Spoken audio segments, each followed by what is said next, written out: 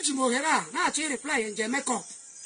Nonsense on a book, on a net, now call it. Why are you calling Opus of the money like contract? Which contract can Opus of the money like? Opus of the man know nothing about me and my people. Here, whom walk away. Motara Ruru na no joke go to see job away. Form this security. I want to window you talk away. Ni Yarunu na Kaiji put an Arun no kiwe. No, do your job. Ejizanga Biafra. Now we're on name, not kiwe. We are the youth of Kiwe. And I will indigene. Or to again a gentle and also she will indigene. That is how we are indigene. And that's on each other I make him that now. I don't need a name on your book. Makaya Lelu severally. Camera Munuga. A real to draw Munu, Kuruman Kutuna. Hapo Kiwe, Kutume, Unojo. Now Bambo couldn't be your Kiwe. Nambu. Oh, Hamadikibo. Ebe jog ndibo, onye ndu ndibo.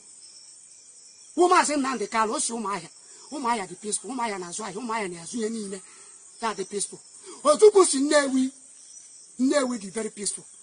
Any name in Ala Igbo, other communities, other local government and states, the peaceful than Okiwe. And they make up my drug. A back in on Okiwe na Boso. As well as Okiwe. And they make up a back in on 17 boys in one night in Okiwe.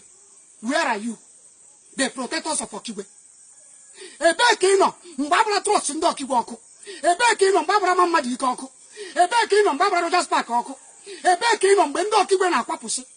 Na Pago Maya. You room Maya today. Ndokiwe was in Deje Mehochi. A boy in Rana Chulo no Maya Galley run on Dokiwe. Elubu, our Biafra land. Onicha. Oh Maya. Delta. Our Biafra land. What is it called? Newi. Our Biafra land. Oh, wait. Our Biafra land. Came and came Dokiwe Diche. Mwaronwa. I'm not making a gentle. I want Dokiwe Nazaya. Here, local government, I know. We will never allow you people to destroy it. Unu banyama no mulolo. Tupu obodo boso.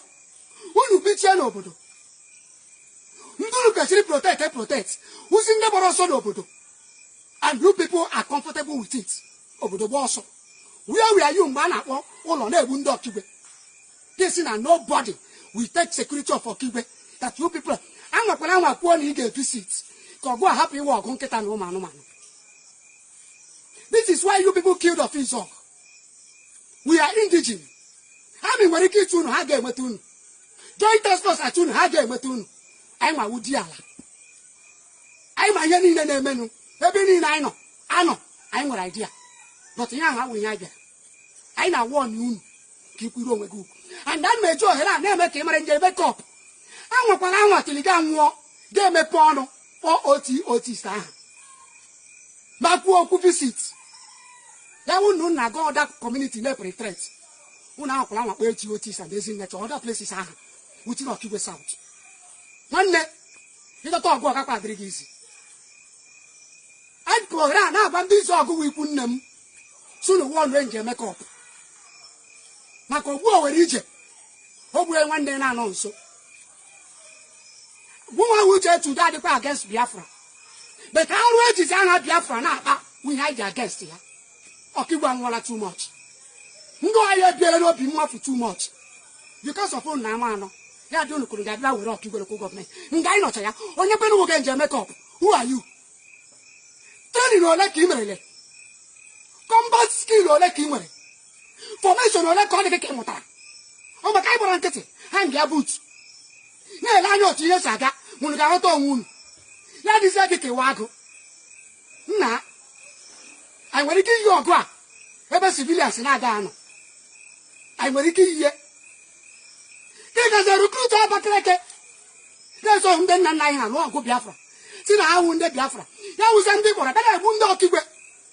Then I have empty stomach to defend their Biafra land. No go Biafra. Yaka Soko. Bosso. You came to kill us. It will not work. But actually make him run. I wouldn't do Kiwe. That one in our world, Ndokiwe would have called you and appreciate you. But Okigwe youth rise up on our feet and say, enough is enough. Indigene versus indigene. I can get an uncle that you be. I will find on your hand. And this useless threat in the put on Facebook. That they threaten on your aula. On your hand on Ebu. One day, Ebu will call on your. And we are ready to go. It was a hammer on Sunday. They will tell you. Came I help prepare the game. I try for that rubbish. I'm not a young one. No, to lose wishing them mad. Then the video. You wouldn't mad against Sheba. They wouldn't mad against Sheba. Or one to those of Kunu. It's you are not a terrorist. Do you know what this terrorist is all about? Now, Gan to the mad whoop yolu, one, only Biafra, one only Igbo, Beyolu, Bereiki. Give away a thing and net. Say unknown government is working. When has Biafra become unknown government? When did the Biafran soldiers become unknown government? Do you know what is unknown government? People that does not have face. That is unknown government. Then you are now betraying and destroying IPOB, destroying Biafra, destroying people of Okigwe. Arwai Islamic countries with Islamic radicals.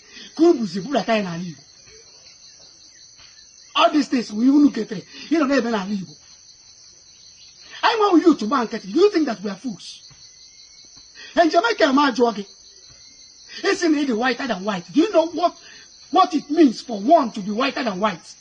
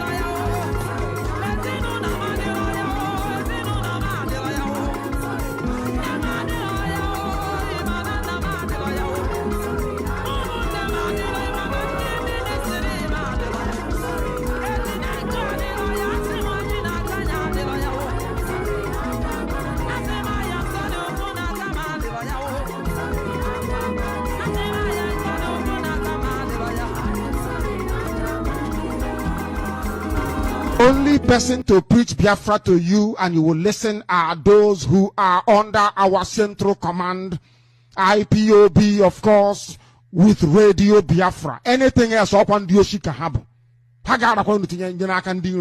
I must warn you. These are vultures and they are vagabonds that are very poor and wretched. They think Biafra is the means through which and by which they can survive. These are wretched people and failures in their field of endeavor. Don't say I did not warn you. Don't say we never warned you. Welcome viewers to Biafra Battle Cry TV. Biafra is our religion, and here in Biafra is where we worship. We are loyalists to the leader of the indigenous people of Biafra, Mazi Nnamdi Kanu. We should be careful and distant ourselves from Fulani double agent and commander-in-chief of gunmen in exile, behind the flag of our oppressor. Thanks for watching.